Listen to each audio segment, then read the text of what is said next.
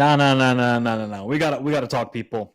We gotta talk live and direct here on the Michael Talks Football channel. Yes, I did shave. Relax in the chat and in the comments down below. Arsenal did it, people. And I have to say,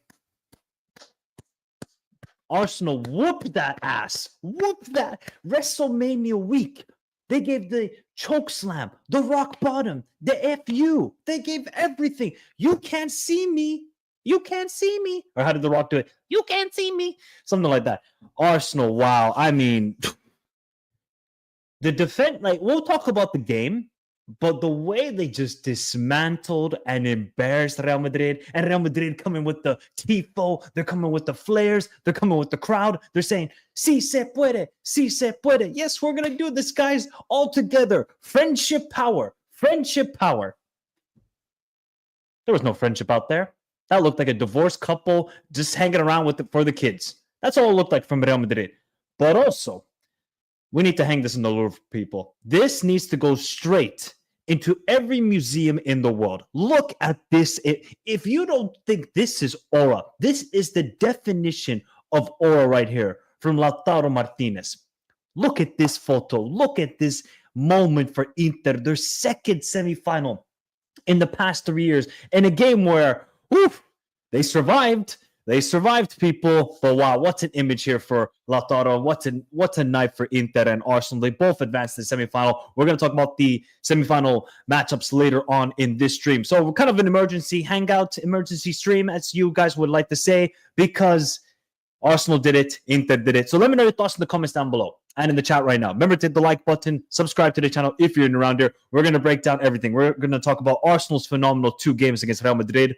What on earth is now the future for Real? What on earth is the future for them? Inter, are these guys going to win the Champions League this season?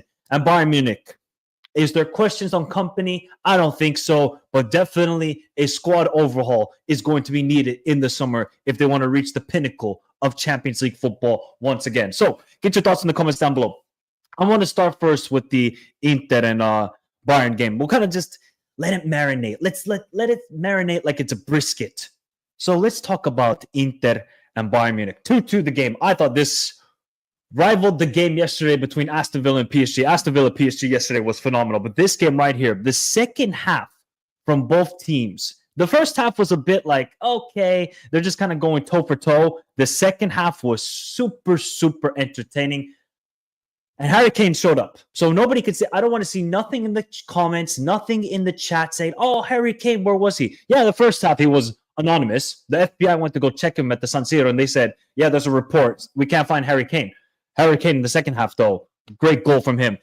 I think it was poor defending from Dimarco's perspective, and Dimarco all day today for Inter was the liability defensively over and over again. But then you just see why, you guys see why I think Inter can win this Champions League, because they have the know-how. They got the experience. They know we're not flustered. Okay, Bayern Munich, you get your goal. Here's one punch. Lautaro from this corner. The next goal, Pavard. I think that's his first goal for Inter since he signed for the club, and it's against his old team who he joined from. Pavard, excellent header, just dunked on Kim Min-jae there. And obviously Bayern, they grew into the game. They got the chance, and obviously I thought when it was the final minutes, and when, actually, by the way, Eric Dyer, what a phenomenal header from him at the back post. How he got that in over Jan Sommer is beyond me. But then Thomas Müller, in his possibly, in what will be his final UCL appearance, probably of his career, unless he goes to another UCL club. I don't know which other club that would be. He had that one chance. Now, it was a very difficult chance with the header. Longest of opportunities. Jan Sommer saves, and that was that. But, I mean, Vincent Kompany was just going so irate and so emotional on the sideline. We even saw his bald head.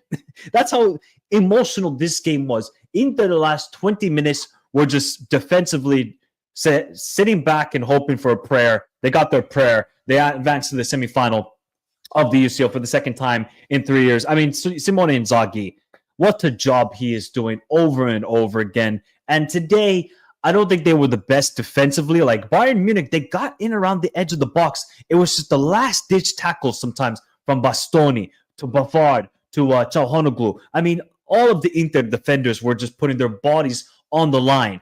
And yet, Bayern Munich just couldn't find an answer in the first half. They were a little bit better in the second half, and it was looking a lot better, the performances. But Bayern Munich, I don't think you can be critical of this team. I really don't think so, people. I think you can see that they need another right back. I don't think Conor Lammer is the answer. They need center backs. I think Upamecano is a big miss because he's been by far their best defender this year. And they need to just sort out that left side. They need a left forward ASAP. Leroy Sané is not the answer. Serge Gnabry is not the answer. Kingsley Coman is not the answer. 3 of those for you are not the answer.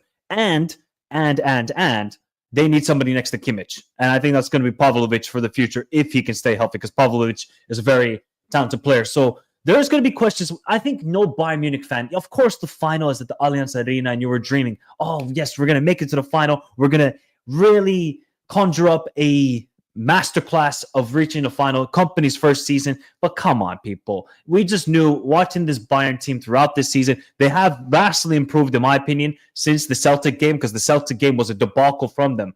But they just don't look like a complete team. Then the injuries of Musiala, Davies, Neuer, Upamecano, I said, nah, it's going to be a very tall order against this Inter team. And they just fell short. So I don't think, look, Bayern Munich fans can look at their team and say, where's the sufficient bench that we need? The bench is just not good enough for Bayern Munich. That's what they need to sort out. The ideal signing for me for Bayern this summer is go get Ademola Lookman. He's not going to stay at Atalanta. You need a left forward. Go get Ademola Lookman. Then you can have Ademola Lookman, Harry Kane, Olise, Musiala front four. That's a fantastic front four, because Leroy Sané got on the end of a couple of chances, but it's just no confidence with this player anymore, Leroy Sané. Really, there's no confidence with this player anymore. So it's disappointing for Bayern Munich, but they bounced out. I think they gave a spirited effort, though. I mean, once it got to 2-1, I said, this is done. Inter bottling a 3-goal lead? Heck no, ain't no way. It did almost happen, though. It did almost happen because Muller with that chance. So let's just give some credit, and I'll read you guys the super chats. Thank you very much for your kind donations. Inter, I'll say it again. I don't think they played the best football today. Until the 60th minute, they were in control of the game, looking good defensively. Going forward, they looked very dangerous. Obviously, Çalhanoğlu at the edge of the box had a really good opportunity. Almost went into the top right corner. Thuram, I thought his link-up play was really good. Lautaro with his hold-up play, and overall just dropping deep to receive the ball. Lautaro is so why do people not respect Lautaro Martinez? El Toro. If your nickname is El Toro, now you got my respect right there. You have my he is such an underrated striker when you're talking about the top strikers. He has scored, I think, in all 4 games in the knockout stages. I think he scored at home against Feyenoord. Correct me if I'm wrong. I know he scored away. He scored away to Bayern Munich, and he scored it today. So what else do you guys want to do for Lautaro Martinez? What other excuses? Oh, he didn't show up in this game. Oh, he didn't show up against Atleti. Okay, cool. One season he doesn't show up and you guys are going to go crazy. Do you remember what he did in the UCL knockout stages when Inter reached the final? Now, granted, the final didn't go so well from him, but he showed up in those moments. And he is showing up as the capitano for Inter in what they need to do. Get the goals. Wow. I mean, El Toro showing up. Pavard, a really good performance. I don't think it was Barella's best game today. And the same thing for DiMarco. Like DiMarco and who was I going to say? DiMarco and Barella, not their greatest performances. DiMarco obviously had that one chance in the first half, but defensively, I mean, DiMarco was getting cooked over and over again. Sauteed, barbecue, stir-fry. DiMarco had a poor day. I think he just needs to get some rhythm ahead of the semifinal, because he didn't start, obviously, against the Allianz Arena. He did play against Cagliari over the weekend. So, Inter, I think they got to improve. The one thing, I think they got the semifinal. I think they got the second leg at home, if I'm not mistaken. Let me just quickly check that, people. I think they got this. They do. So they got the second leg at home. Oh, man, it is looking good for Inter. All they just need to do is not lose away badly to Barca. Just, if you lose, 1 goal. That's fine. Or take a draw. Now, at home, Inter are a difficult team to play against. Very difficult team. And I just love the way, the character that this team is showing over and over again. Away, Muller scores the late goal. What do they do 2 minutes later? They get the goal. Here, Harry Kane scores. They get 2 immediate goals. They understood. They're not flustered. They're not a young team. We'll talk about a young team later that really showed character today. But Inter, they just have the know-how. They have so many good players, the Bastoni, Acerbi as the central center back. So, yeah, it's a different monster. Exactly. Inzaghi's Inter are a different monster. They're such a good team. Counter-attacking wise, in possession, where they show it consistently in the Serie A and out of possession today against Bayern Munich. And people could say it's a poor Bayern Munich team. It's still Bayern Munich. They still got quality players like Olise, Kimmich, Goretzka, Harry Kane. They still got quality out there. Now, of course, it's not the prime Bayern Munich team like under Jupp Heynckes or under Hansi Flick, but they still got some good players. Yeah, we'll see what happens there. We'll see what happens there. All right, let's get to your comments here. Angel Bautista, thank you, Angel. Hot take, Alexis Sanchez is better than Vinicius Jr. I have to talk about facts because I think it's important. Boy, that escalated quickly. I mean, that really got out of hand fast. We'll talk about this later. Big up, Jeff. Michael, my room is filled with... Jeff. Shout out to you, Jeff. I am so effing excited giving us effing PSG. Shout out to you, Jeff, and shout out to every Arsenal fan out there. Because, yeah, you guys deserve it. Jeff, just hope, I don't know what you're using. I don't know what sort of content you're watching to, do your thing. But shout out to you, Jeff. You definitely deserve it. Every Arsenal fan definitely deserves it. Enjoy it. If you drink, have a whiskey on me. Have all the caipirinhas out there. Have a Modelo beer. Enjoy it. This is definitely a night to celebrate if you're an Arsenal fan. And we'll talk about them in a few seconds. But I do see some people saying here, Bayern with a half a team gave them a run for their money. Yeah, well, so then you want to give credit more to Bayern Munich? Because Bayern Munich could have easily said, when Davies, Upamecano, and these sort of players go down, nah, let's not. See, this is the thing. Even when Inter won the Champions League in 2010, were they dominating teams, people? Were they playing scintillating football? No, they suffered like this Inter team against, half-decent teams, I would say. Obviously, the Barca team in the semifinal was ridiculous, and then the final against Bayern Munich, which was a very good game. But, these teams are going to suffer. We saw the same thing with PSG yesterday. PSG were on the ropes. PSG could have easily lost that game yesterday, but they got the result. And same thing with this Inter side. They got the result. That's the most important thing. So I don't think you guys can be super critical of them. Big up Marcos Garcia. Thank you very much for your kind donation. Really appreciate it, buddy. Who knew having three left wingers in your front three would cause issues? Also, having an injury-ridden Alaba defend Saka is cruel and unusual punishment. Actually, I'm gonna save this. Big up Marcos. Thank you for your kind donation. I'm gonna save that tweet right there. Let's go, Gunners. Big up Company deserves some credit. Yeah, I think Company deserves some credit. I don't think you can really criticize Vincent Kompany in today's game. What do you want to criticize Vincent Kompany for these two games if you're a Bayern Munich fan? Oh, get rid of him. He came from Burnley. Is that your only excuse? Come on now. Be logical. Have a reasoning. Have a valid reason why he shouldn't continue.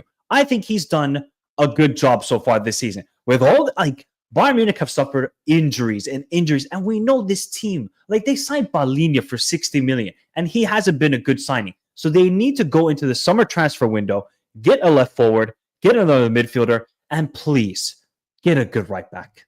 Get a good right back if you're Bayern Munich. How Konrad Laimer, okay, he works hard, but on the ball, he's not good enough. Defensively, he's still not the strongest. So I think that's an area where Bayern Munich have to improve. But we'll find out.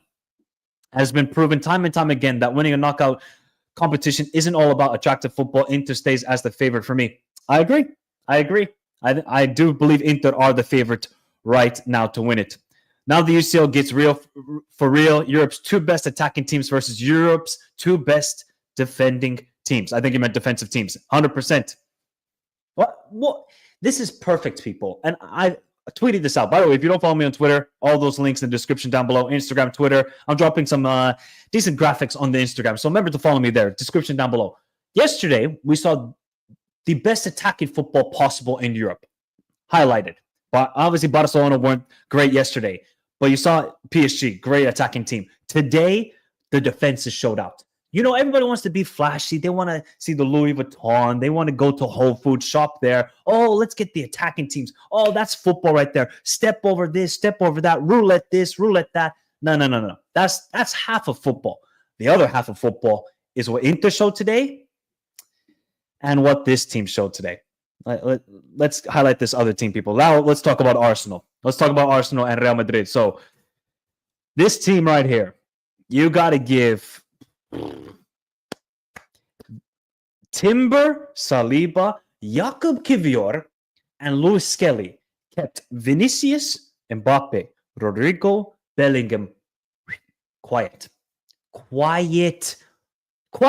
The only reason why Real Madrid scored a goal in this tie is because Saliba said, nah, here, I got a bet. I feel bad for you guys. We're just completely nullifying you. You guys are terrible. Here, get the goal. Get the goal. So, terrible. I think Arsenal deserve... I really want to praise Arsenal for like 5-10 minutes before we're definitely going to talk about Real Madrid and what the implications of this are. Timber, unbelievable. These 2 games, Timber was rock solid. This guy was moving like Troy Polamalu. If you guys watch the NFL, this guy was moving like Troy Polamalu. You could not get past him. And every time Vinicius got in one-on-one situations, okay, yeah, Vinny got like down the byline and he tried to put it across. Who was there to defend it? Timber over and over again. And I think he's really underrated going forward. But defensively, people could talk about Ben White and say, yeah, Ben White's a good right back. Timber, that's a right back right there. Unbelievable 2 legs from him, and he's been an unbelievable signing. Obviously, he dealt with the ACL injury last season, kind of similar to Wirtz. Wirtz dealing with the ACL injury, and he bounced back phenomenally well, and same thing for Timber. So if any player gets an ACL injury, I don't think it's the end of their career, especially if they're still young like Wirtz and Timber are. So for Timber to bounce back like that after getting the injury, great from him. Jakub Kivior, I do apologize. I do apologize. I was not familiar with your game. I think there's a stat, if I'm not mistaken. Arsenal fans, let me know if I'm wrong. I don't think Arsenal have lost a game when Kivior has started. Is that true? Like, Jakub Kivior hasn't lost a game since he started for Arsenal? What an insane stat. That cannot be true, that stat. I forbid that stat to be real, because if that's true, hey, Kivior is the answer. And immediately when I thought to myself, oh, Gabriel's down injured, oh, yeah, this is not looking good. Because Gabriel, we know he's been the best defender for Arsenal this season alongside Timber and then Saliba third. So when Gabriel went down injured, I was like, shit, this is not good for Arsenal. Jakub Kivior, take a bow. What a great performance of him and Saliba. The dude is a rock solid center back. Going to be one of the best center backs in the world, if not already, for the next 5 to 10 years, alongside the Kubarsis, the Dean Huijsens, other defenders out there, Bastoni. Saliba's going to be right there, people. We know he's good on the ball, obviously, except for the goal that he did give up, but so good defensively and awareness off the ball. It's just like Saliba, take a bow as well. So every Arsenal player defensively rocks. Raya didn't do anything. What phenomenal save did David Raya make in these 2 legs? The only one is probably Mbappe in the first half, in the first leg. That is it. That is all Raya had to do. He did nothing in this game, and he's done nothing. And he had a chill day. He probably went to some bar next to the Santiago Bernabeu and ordered a sangria and said, feed up and let's just chill. Because we're going to send Vinny, we're going to send Mbappe, we're going to send every Real Madrid player straight to Cancun. 1, 2, 3, Cancun for the Real Madrid players. Another player to highlight for Arsenal, Declan Rice. There's that saying of like Kodak moment in the NBA, of like a crazy dunk or something like that. Kenny Smith used to say that Kodak moment. This was Declan Rice's Kodak moment game. Both games, Declan Rice was phenomenal. One, we know with the set piece goals he scored in the first leg. Today, defensively, was so good. That last-ditch tackle he made on Bellingham in the second half, I stood up and applauded. Because people want to rate when players score phenomenal goals. But defensively, for that defensive tackle he made on Bellingham was phenomenal from Declan Rice. And I think Arsenal, we know they're one of the best defensive teams in Europe. So this game suited for them. The only reason why people were talking about Real Madrid possibly doing this and coming back is because of the badge. And they've kind of shown it in the last couple of years that they have. So when they got the momentum, they can build upon it and build upon it. But Arsenal, they show maturity.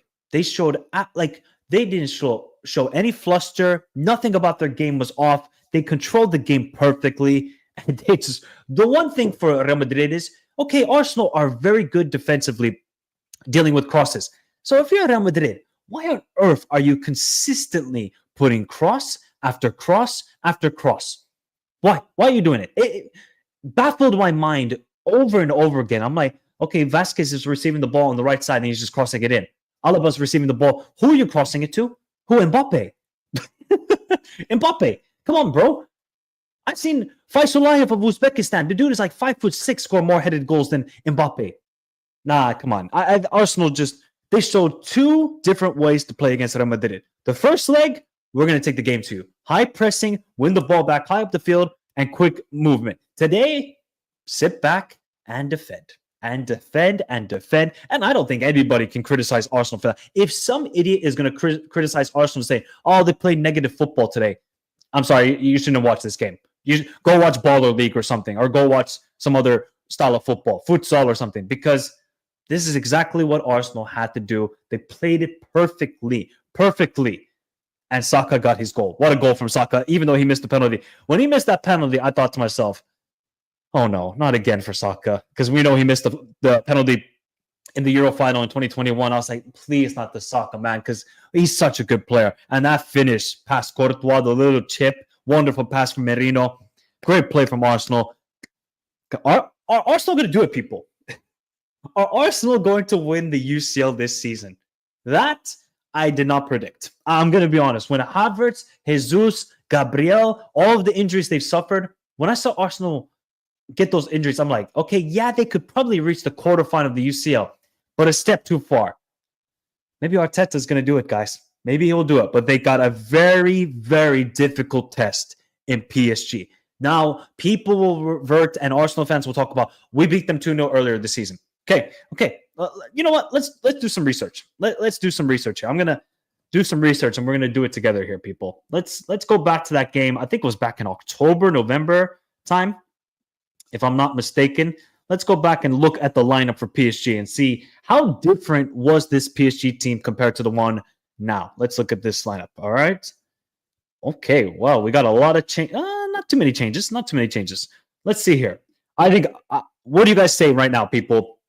Are you saying Arsenal or PSG to go through? Let me know your thoughts in the chat and if you're watching replay. So this was PSG's team against Arsenal back in October. Barcola, Lee Kang-in, Desiree Doué, Zaire Emery, Vitinha, João Neves, Hakimi, Marquinhos, Pacho, Mendes, Donnarumma. So basically missing Kivara, missing Fabian Ruiz, and missing Ousmane Dembele. Whew.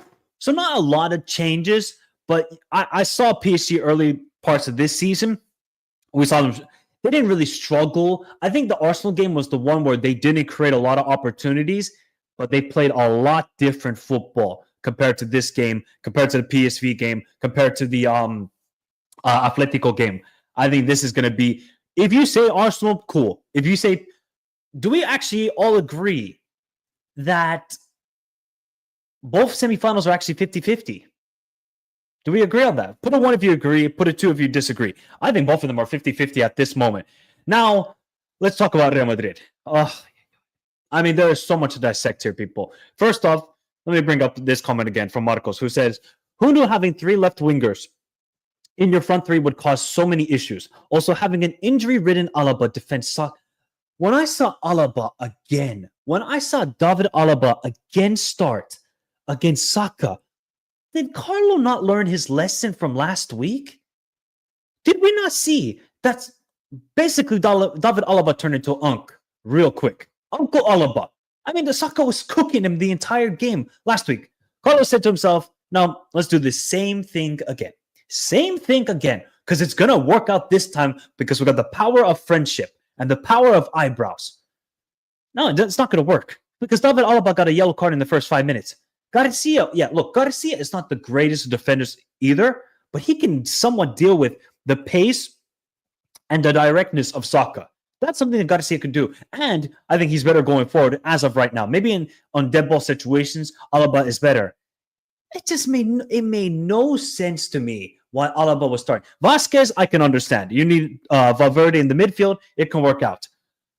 But This project has failed, people. This project has failed. Where do you want to go with this Real Madrid project? Do you want to talk about Vinicius? Do you want to talk about Mbappe? By the way, people, did Mbappe do a Conor McGregor? Did he tap out? No, obviously he got injured, so I'm not going to put that in the atmosphere of saying, oh, Mbappe, he didn't want the rest of this game. No, he got injured. But Mbappe was terrible. In these 2 legs, he was not good. Vinicius Jr., he talked about, I'm going to come back 10 times stronger after losing the Ballon d'Or, people. He talked about that. He said, this Real Madrid went crazy. We got robbed of the Ballon d'Or. Nobody is going to show up. And this is the performances we get from Vinny. 2025 has not been his year. Where has Vinny been in 2025? Is he still somewhere? Where was the game against Colombia? I think it was in Brasilia, the capital of Brazil. Is he still stuck there? Because he did nothing against Argentina. He's done nothing since then. I love Vinny. I think he gets a lot of criticism, for stuff on the field, his antics and that sort of stuff. He's a brilliant player. But in 2025, it's not been the same Vinny.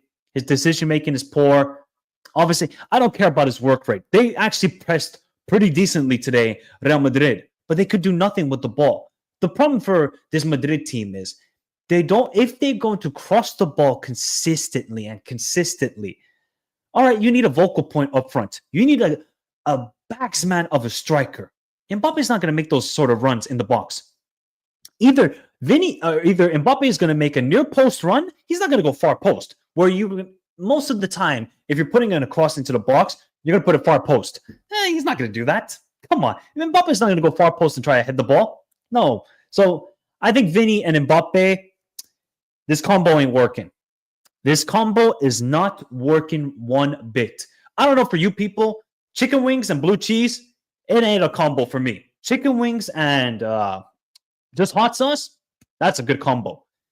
This combo right now, there's no fluidity. There's no chemistry. Again, we saw in the second half, Vinicius and Mbappe could have gotten in a 2-on-1 situation. What does Vinny do? Dilly-dallying on the ball. I'm going to keep the ball. I'm going to keep the ball. I'm going to keep the ball. And then he didn't give it to Mbappe. Mbappe had space because Kivior finally made a mistake in this game. And Mbappe was free on the right channel. And Vinny didn't want to play into him. So I think you want to blame Carlo. I think this goes 50% Carlo because tactically this team is just inept right now. There is nothing working for this side. And ultimately, I think this is the end of Carlo now at Real Madrid. This wonderful spell he's had, winning all the Champions Leagues. He brought La Decima back in 2014, excuse me. I think this is now done. I think Carlo, you got to move on. You just have to move on from this because the experiment is not working right now. Are Madrid going to go away from, not the most tactically of great teams to a team who are going to be very tactically suited? Are they going to bring in like a Xabi Alonso? Are they going to bring in a different manager? Who knows? But it's been a great run for Carlo at Real Madrid. I don't want to hear no criticism. Oh, he's always been lucky. He's got the players. Hey, some managers have had the players, but they can't perform. So, yeah, give massive credits. I don't think he's going to retire. But we could definitely see Carlo going to international management. Brazil, Seleção. It's calling. It's mad this season how much Madrid have missed Toni Kroos. Toni Kroos' stock value is keep going higher and higher and higher and higher and higher. You're not going to find a replacement for Toni Kroos like this, people. You're not. Tchouaméni can't do that. Valverde's not that sort of player. Camavinga's not that sort of player. Toni Kroos was the engine. He was the brains for this team. He knew exactly how to control the game. Tchouaméni simply can't do it right now. None of these players can do it. They're not a Toni Kroos is a top 10 midfielder of all time. He was an unbelievable player for Real Madrid. So I think it was kind of caught Madrid by surprise of his retirement.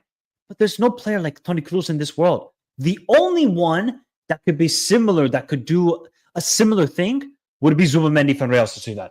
That's the only one. Otherwise, good luck, Real Madrid. And it took years for Barcelona to replace a prime Iniesta, Xavi, and Busquets. It's taken years for them to replace it. It's going to take years for you to replace a player like Toni Kroos. And you might not even be able to replace it even next season. You're not. So I think Carlo, he's done at Real Madrid, just not working out. He simply cannot build the chemistry with this team. I feel bad for Bellingham. I feel like Bellingham was trying to do something, and he got the... There was countless times where Bellingham received the ball in the midfield, and nobody wanted to make a run. Nobody. It really, really baffled me. And Mbappe was poor. Rodrigo poor. Rodrigo, since that first leg against Atletico, Titanic settings. Rodrigo, I think he's a wonderful player too. I don't want to take nothing. By the way, people, Real Madrid got elite players, but they're not elite players playing at that level right now. Same thing with Rodrigo. And yeah, this team just lacked balance. They're not good defensively. And today and in the Champions League, in the knockout stages, they have been horrible attacking-wise. It's just been a screamer from Rodrigo and a great goal from Brahim Diaz. And then obviously a mistake today from Saliba. That's been the only goals for Real Madrid. Otherwise, quiet. No, nothing. Nothing from this Madrid team. Nothing. So, there is going to be a lot of question marks. Shout out, Marcos. Thank you. Thanks again for the kind donation. Really appreciate it. TAA. Oh, man, don't know why you got to hurt my soul. Trent Alexander-Arnold is going to be Lucas with a fresh coat of paint. Man said a fresh coat of paint, you know. What, is he going to spray hairspray like that, you know? Oh, my God. I mean, at least Trent will offer something going forward. But then he's going to be like, damn, who do I cross it into? Vinny at the back post? No, you know. You're going to be not going to be able to cross it to anybody if you're Trent. So he's going to go there. And we know he's not the best defensively. I mean, he's not like astronomically better than Vasquez defensively. But come on now. Come on. He would offer something going forward. But defensively, he could be a liability even more with this Madrid side. But this Mbappe project has failed, people. It has failed massively. He was brought in. The fact that Real Madrid might not even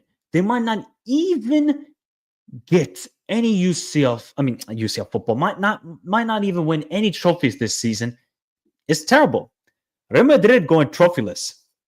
Panic situation because they are the biggest team in the world. So what sort of changes are going to be apparent for Real Madrid? I think one is Vinicius going to leave? What do you think, people? Do you think Vinicius is going to leave? I think he might. I think Vinny's going to leave. And then they're going to try and sign a bad boy striker.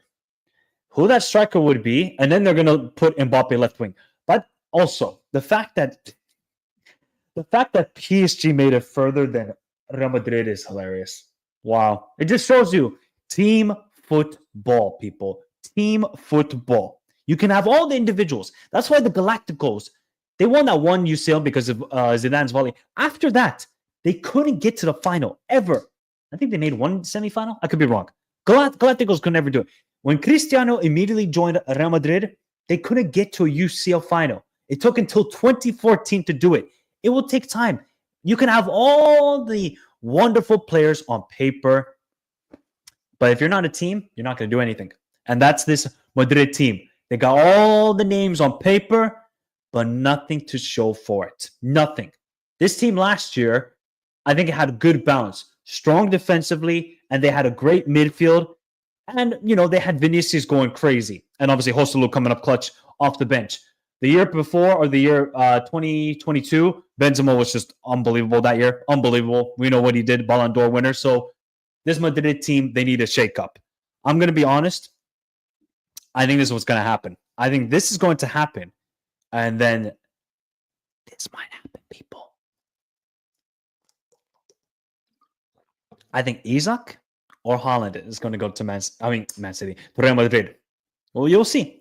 Because then we know they're going to keep Mbappe. They gave him a signing on bonus for 170 million or something like that. They are going to keep Mbappe. The sacrificial lamb will be Vinicius Jr. Is that fair? I don't think so, because Vinicius has been unbelievable for Real Madrid for the past 3-4 years. But if you're going to sacrifice a player, it might be Vinny. It might be Vinny. Who else are they going to sell? I don't know who else they're going to sell. But yeah, I could see something happening. Yeah, maybe Rodrigo could be gone. Yeah, I could see Rodrigo going on. Yeah, they will. Don't worry. They will. I think Barcelona are okay. Oh, this is so funny, man. Football is just the greatest thing in the world. Last season, Barcelona with Xavi were going nowhere. Madrid were winning the UCL. They were winning La Liga. Everything was glorious for Real Madrid. Fast forward, almost 12 months later, Barcelona could do the treble. Real Madrid could go trophyless after signing Mbappe. Football's the best. Football's the best. And PSG have gotten better since they got rid of Mbappe. Football's crazy, man. Football is absolutely crazy. Yeah, I do agree. I do think that Perez is, his addiction, right? Perez's cocaine was to sign Mbappe. That was the guy. That was his Galactico signing. But Perez kind of did the same mistake he did in the mid-2000s, where he went for the names. He went for the Beckhams. He went for R9. He went for these sort of players. But he wasn't building a team. We saw when Makelele left Real Madrid, the total balance of the team fell off a cliff. We're kind of seeing the same thing here. He had that obsession of signing Mbappe without looking at other pieces around this team. You need fullbacks. You might need a striker. And they don't even really have a suitable backup striker. Endrick is too young. He's 18 years old. He's very talented. He's 18 years old. Joselu at least had experience. And he had a different sort of profile compared to the other forwards for Real Madrid. But now, yeah, I think it's the squad building for Real Madrid has gone poor, mixed with Carlos' just poor tactics this season. And Arsenal, I think you guys just got to give massive credit to Arsenal. Really got to give massive credit to them. You guys should have seen the Madrid fans trolled us and told us that Real Madrid was going to walk all over Barca. Everyone has to stay humble. Never know what's going to happen in football. Exactly. Who knows what's going to happen in football? We could easily see Arsenal win the UCL. We could easily see Manchester United win the Europa League. These things can happen, people. That's why football is the best. It is so unpredictable. Even though I got 3 out of my 4 quarterfinal predictions right, the only one, of course, being that Arsenal beat Real Madrid. But anything's possible. I'm just thinking, right now, I'm not going to give maybe I'll give a slight prediction. Because I have Inter before the season even began winning the UCL, I still think Inter are the favorite. But every team has a case. Every team has that sort of idea that we can do it, that we can win the UCL. And very different ways. PSG, elite going forward, elite midfield. Barcelona, an elite team, I would say overall, good defensively, even though people want to criticize the defensive high line, but it works. Arsenal, solid defensively, solid. Midfield, super strong. If they can get Saka to play at an amazing level, which he's doing right now, Arsenal got a chance. And Inter, they got probably the perfect balance of attack and defense and midfield. So every team is strong. And that's what's going to make this semifinal so fascinating. So fascinating. Oh, I wish I could. I'm going to have to try and go to that first semifinal between Inter and Barca. I might have to go to that game, people. I might have to go to that game. Imagine Arsenal in UCL final, Spurs in Europa League final, Chelsea in the Conference League final. I think I might puke. Angel, I might puke, bro. I might puke. After all the shit I've talked about the Premier League the last couple of years, I might puke. I cannot let that happen. I really like Chelsea win the Conference League. I mean, that's a given. If I saw Arsenal win the UCL, I mean, I'll definitely send a congratulations text to all my Arsenal fans, but then I'm going into hiding. And then this is going to be strictly international football content channel for the rest of this year until the World Cup. And then after the World Cup, the club content will return.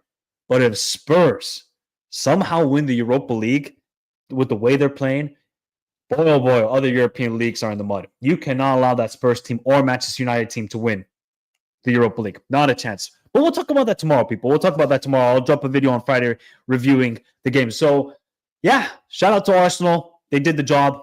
An unbelievable performance once again from them. And Inter, they survived a late scare from Bayern Munich, but they got the job done.